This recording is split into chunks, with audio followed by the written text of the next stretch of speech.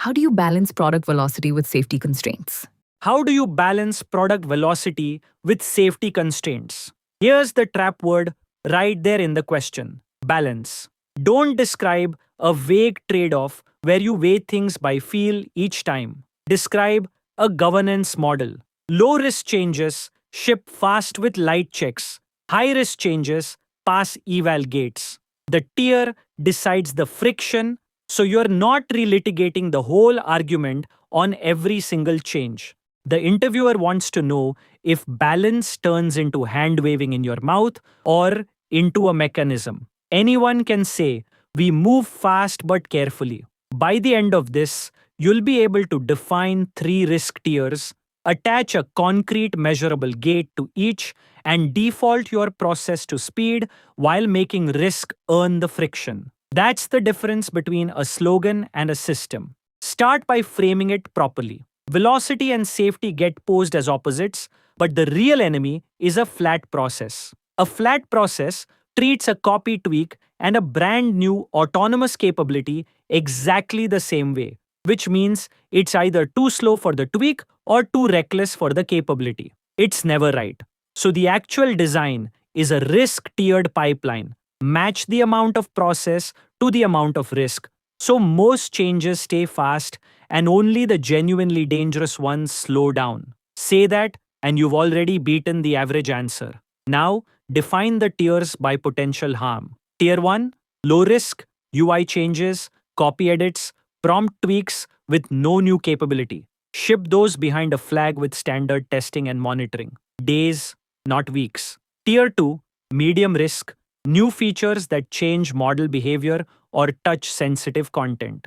Those need a passing run on the standing safety eval set, plus a limited canary rollout before they go wide. Tier 3, high risk, genuinely new capabilities, tool use, autonomy, a materially stronger model, or a new high stakes domain like health or finance. Those require red teaming, a full eval suite gate, a staged rollout with a kill switch, and a named human approver. Three tiers, and the change's own risk decides which lane it's in. Then, make the gates concrete, not ceremonial, because this is where most answers fall apart. A gate is a measurable bar, not a meeting. Harmful output rate below a threshold on the eval set. False refusal rate acceptable. Red team findings triaged and closed. If the bar is met, it ships, no debate. Governance that's just a sign-off meeting slows velocity without adding any real safety. So it's the worst of both worlds. The gate has to be a number, and everyone knows the number in advance. Now recommend and commit. Default everything to the lowest tier that fits, and let the change's own risk pull it upward. That single rule keeps roughly 90% of your work moving at full speed and concentrates all the scrutiny where a mistake is actually costly. And pair it with fast rollback and tight monitoring, because here's the insight. Shipping quickly is safe precisely because you can pull it back in minutes. Speed and safety stop being opponents once rollback is cheap. Finally, name the risks and the moat. First risk, tier inflation, where everyone labels their change high risk out of caution and velocity quietly dies under process. Or the reverse, where a genuinely risky change gets waved through as low risk. You mitigate both with a clear, written classification rubric, not vibes and not who's in the room. Second risk, eval sets go stale and a passing gate stops meaning anything. So you keep feeding new real-world failures back in. And the moat is the eval suite plus the release muscle. A team that can ship safely and fast compounds faster than one that's either reckless or frozen because it gets more shots on goal per quarter without blowing up. Let me make it concrete. A team reworks the onboarding prompt.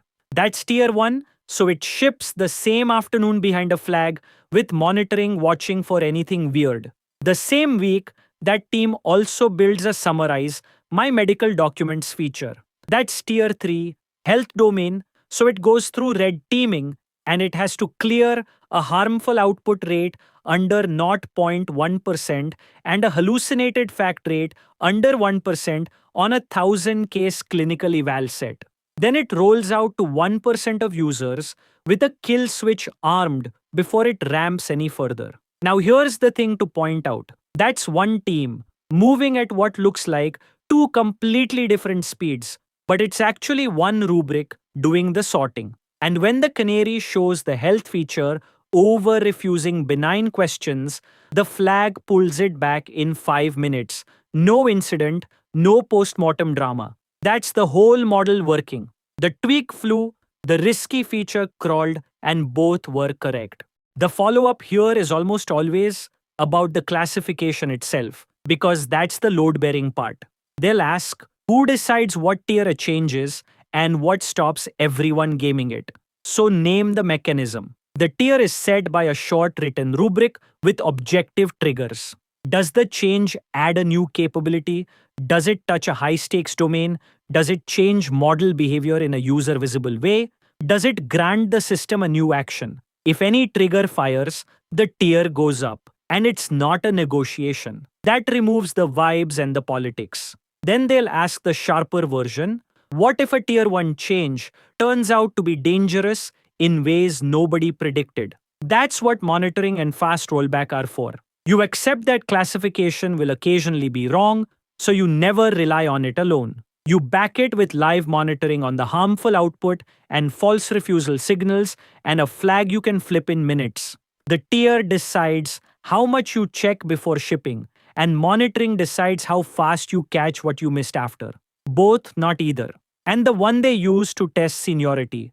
Doesn't a canary rollout slow you down anyway? No, because the canary is how you go fast safely. Shipping to 1% with monitoring is faster than shipping to everyone, and hoping, because when something breaks, you've contained it to 1% and you learn without a public incident. That reframing, that the safety machinery is what lets you keep the throttle down, is the whole answer to this question, and it's worth landing hard. Here's what makes them lean in. First, you replace the word balance with a concrete tiered governance model and measurable gates, which is exactly the move the question is fishing for. Second, you defaulted to speed and made risk earn the friction, which reads as a product-minded posture, not a compliance one. And third, you paired fast shipping with fast rollback. So velocity and safety reinforce each other instead of fighting. That last point tells them you've actually run a release process, not just theorized about one.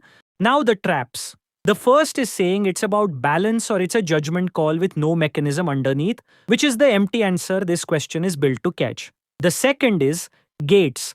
There are meetings and sign-offs instead of measurable eval bars, so nothing actually gets verified, it just gets approved. And the third is running one process for everything, because a one-size-fits-all approach guarantees you're either too slow on the safe stuff or too reckless on the dangerous stuff. So let's pull it together. Don't balance by feel, tier the risk. 3 tiers by potential harm, low ships, fast behind a flag, medium needs an eval pass and a canary, high needs red teaming, a full gate, and a kill switch. Make every gate a number, not a meeting. Default to the lowest tier and let risk pull it up, and pair speed with cheap rollback so the two reinforce each other. Watch for tier inflation and stale evals. The one line to carry in, don't balance velocity and safety by feel, tier the risk, so low ships fast behind a